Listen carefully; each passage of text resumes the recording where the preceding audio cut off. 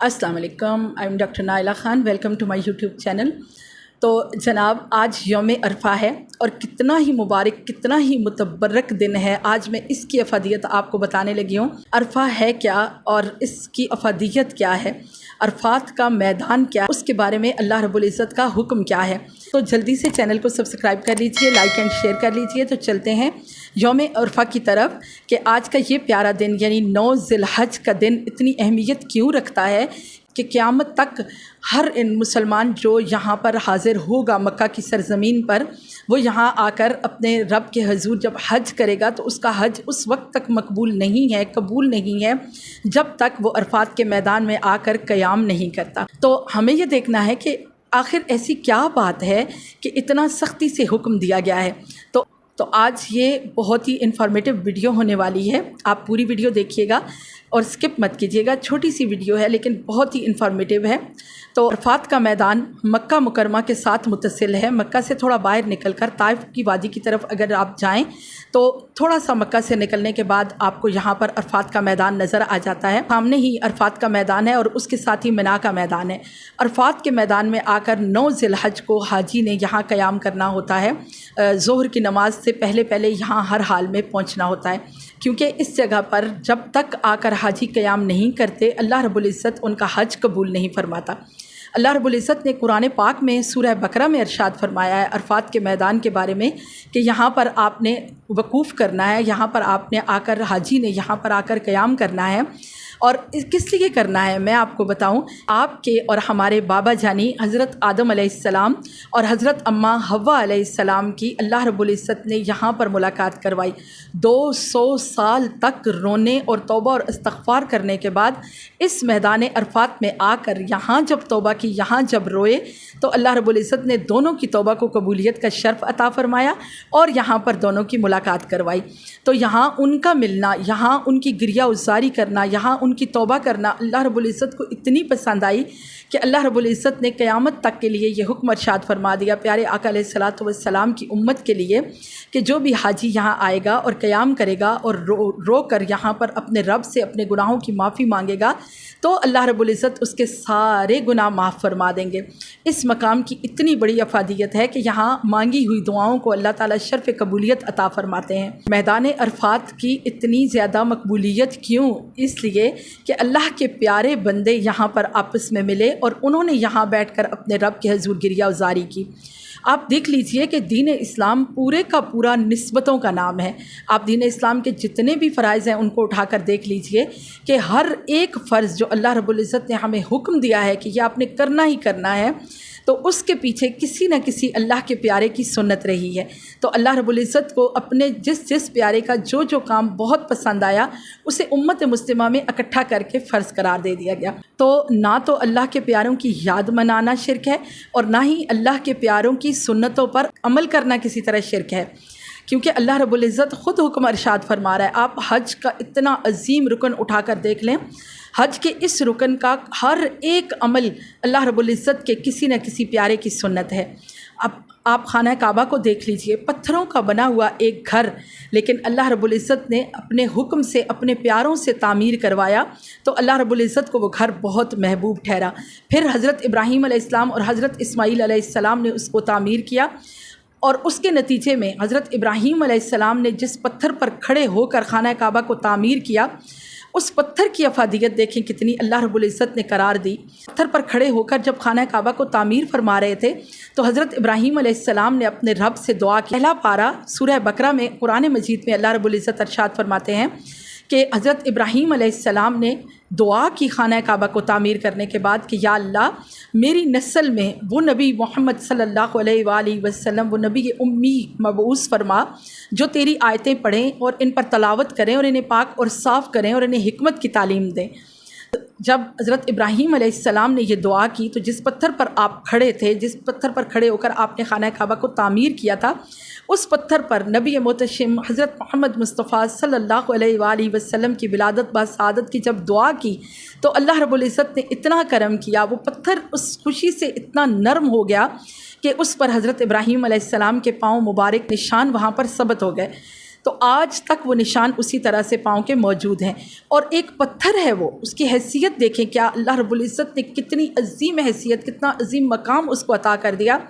کہ قیامت تک اسے خانہ کعبہ کے پاس حرم پاک کے سین میں نصب کرنے کا حکم دیا، اور ارشاد فرمایا کہ یہاں آ کر ہر شخص 2 نفل ادا کرے گا، یہاں آ کر ہر کوئی سجدہ کرے گا۔ یہ ایک پتھر کو سجدہ نہیں ہے، یہ شرک نہیں ہے، بلکہ اس لیے ہے کہ اللہ کا حکم ہے، اور اللہ کا حکم اس لیے ہے کہ اللہ کے پیارے بندے حضرت ابراہیم علیہ السلام نے اس پتھر پر کھڑے ہو کر دعا کی، اور دعا کیا کی کہ اللہ رب العزت کے سب سے محبوب نبی آخر الزماں حضرت محمد مصطفیٰ صلی اللہ علیہ وآلہ وسلم کی ولادت با سعادت کی دعا کی۔ تو آقا علیہ الصلوۃ والسلام کے جہاں میلاد کی بات آئی تو اللہ رب العزت نے کیا کرم کی ندیاں بہائیں، کیا فضل کی ندیاں بہائیں کہ قیامت تک وہاں پاؤں کے نشان ثبت کیے، اور حکم ارشاد فرما دیا کہ یہاں آ کر 2 نفل پڑھو۔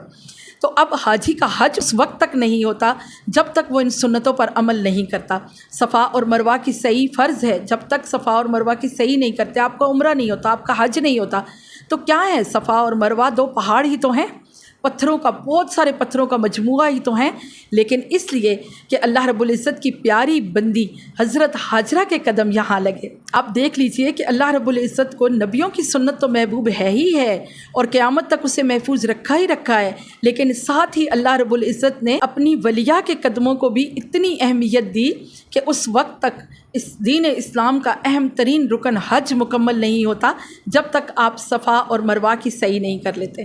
تو اس میں کوئی شرک نہیں ہے، دین اسلام سارے کا سارا نسبتوں کا نام ہے۔ جب آپ اللہ کے پیاروں کی نسبت کو اہمیت دیتے ہیں، جب آپ اللہ کے پیاروں کی سنتوں پر عمل کرتے ہیں تو آپ اللہ رب العزت کے محبوب ٹھہرتے ہیں۔ اسی طرح سے عرفات کے میدان میں آ کر جب حضرت آدم علیہ السلام اور حضرت اما حوا کی ملاقات ہوئی تو اللہ رب العزت نے اس مقام کو اتنی اہمیت دی۔ پھر اس کے ساتھ ہی وہاں پر جبل رحمت موجود ہے، جہاں نبی محتشم حضرت محمد مصطفیٰ صلی اللہ علیہ وآلہ وسلم نے اپنا آخری خطبہ حجت الوداع ارشاد فرمایا، اور ایسا خطبہ جس نے انسان کی زندگی کو 4 چاند لگا دیے، انسان کو انسانیت کا درس جس میں ملتا ہے۔ آقا علیہ الصلوۃ والسلام نے اپنے اس آخری خطبے میں برملا ارشاد فرمایا کہ آج کے بعد کسی گورے کو کسی کالے پر کوئی فضیلت حاصل نہیں ہے، نہ ہی کسی عربی کو کسی اجمی پر کوئی فضیلت حاصل ہے، بلکہ فضیلت ہے تو صرف اور صرف تقوی اور پرہیزگاری کی، اللہ کے خوف کی، اللہ کی عبادت گزاری کی، انسانیت کے ساتھ بھلائی کی اہمیت ہے۔ اور پھر آپ صلی اللہ علیہ وآلہ وسلم نے ارشاد فرمایا کہ آج کے بعد کوئی کسی انسان کا غلام نہیں ہے، جتنے غلام ہیں سب کو آزاد کر دیا جائے، آج کے بعد کوئی کسی کا غلام نہیں ہوگا۔ پھر آپ صلی اللہ علیہ وآلہ وسلم نے تہمت کے خطبے کے دوران آخری خطبے میں آپ نے 3 بار دوہرا کے کہا کہ اے لوگو عورتوں کے معاملے میں اللہ سے ڈرتے رہنا، اے لوگو عورتوں کے معاملے میں اللہ سے ڈرتے رہنا، اے لوگو عورتوں کے معاملے میں اللہ سے ڈرتے رہنا۔ آقا علیہ الصلوۃ والسلام نے ایک ایک کی بات کی۔ آقا علیہ الصلوۃ والسلام نے انسان کو انسانیت کا درس دیا اور بتایا کہ انسان کی کامیابی آخر کس چیز میں ہے، اس مقصد کے لیے آیا ہے۔ وہ مقصد یہ ہے کہ وہ دنیا بھی اپنی خوشحال بنائے اور آخرت بھی کامیاب بنائے۔ اگر دنیا میں وہ خوشی اور کامیابی حاصل کر لیتا ہے لیکن آخرت میں وہ ناکام ٹھہرتا ہے تو پھر وہ انسان کامیاب نہیں، وہ ناکام ہی ہے۔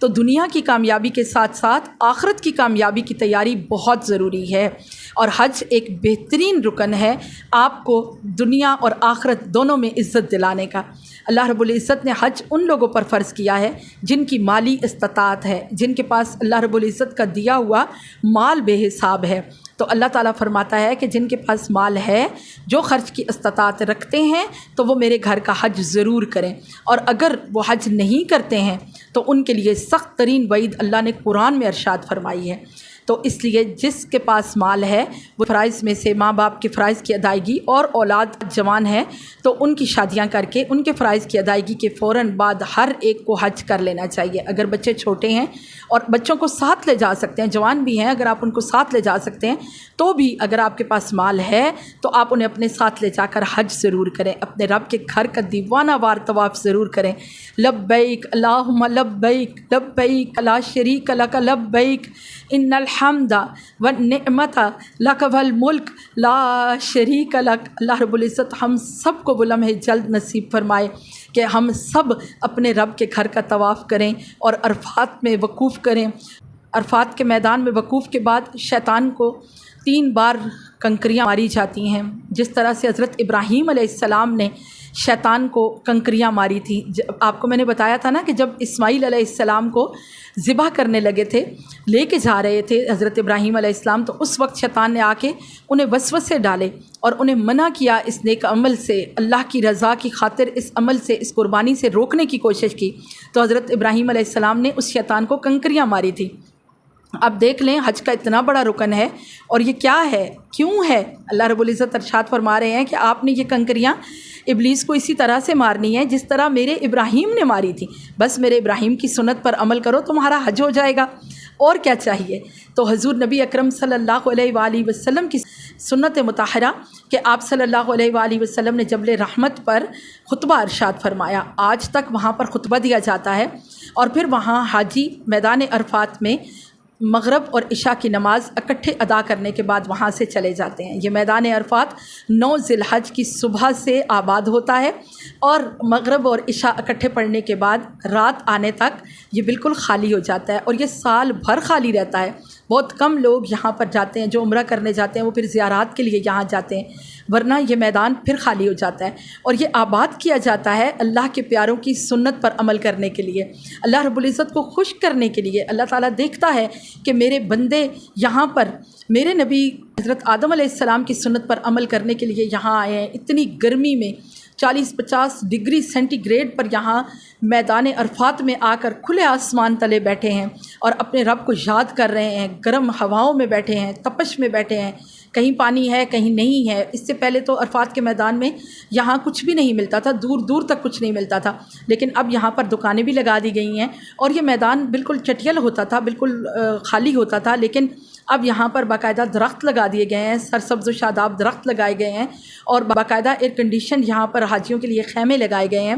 اور راستوں میں بھی جگہ جگہ پر اونچے کھمبوں کے ساتھ پانی کے فوارے لگائے گئے ہیں، جو کہ ہوا میں ایک خنکی پیدا کرتے ہیں اور ہوا میں ایک ٹھنڈک کا احساس پیدا کرتے ہیں۔ لیکن اس کے باوجود لوگ اللہ کی رضا کے لیے یہاں آ کے جب قیام کرتے ہیں تو عرفہ کے میدان میں حضور نبی اکرم صلی اللہ علیہ وآلہ وسلم نے فرمایا کہ اللہ رب العزت تمام فرشتوں کو بلا کر فخر فرماتا ہے۔ اللہ کہتا ہے دیکھو یہ میرے وہ بندے ہیں جن کے لیے تم کہتے تھے کہ میں اپنا نائب کیوں بنا رہا ہوں، اب دیکھو کہ میرے بندے کس طرح سے اس گرمی میں، اس شدت کی گرمی میں یہاں پر کوئی چھوٹے بچوں کے ساتھ، کوئی بوڑھے والدین کے ساتھ، کوئی خود اپاہج ہے، کوئی کسی تکلیف میں، کوئی کسی بیماری میں، لیکن اپنا سب کچھ بھلا کر، اپنی جان اپنا مال لگا کر یہاں آ کر بیٹھ گئے ہیں اور مجھے یاد کر رہے ہیں، میرے پیاروں کی سنت پر عمل کر رہے ہیں۔ جبل رحمت پر حضور نبی رحمت صلی اللہ علیہ وآلہ وسلم نے جہاں خطبہ ارشاد فرمایا وہاں جا کر بیٹھتے ہیں، وہاں جا کر دعائیں مانگتے ہیں، توبہ اور استغفار کا وظیفہ کرتے ہیں، ورد کرتے ہیں، اور دیکھیں اللہ رب العزت نے اتنا کرم کیا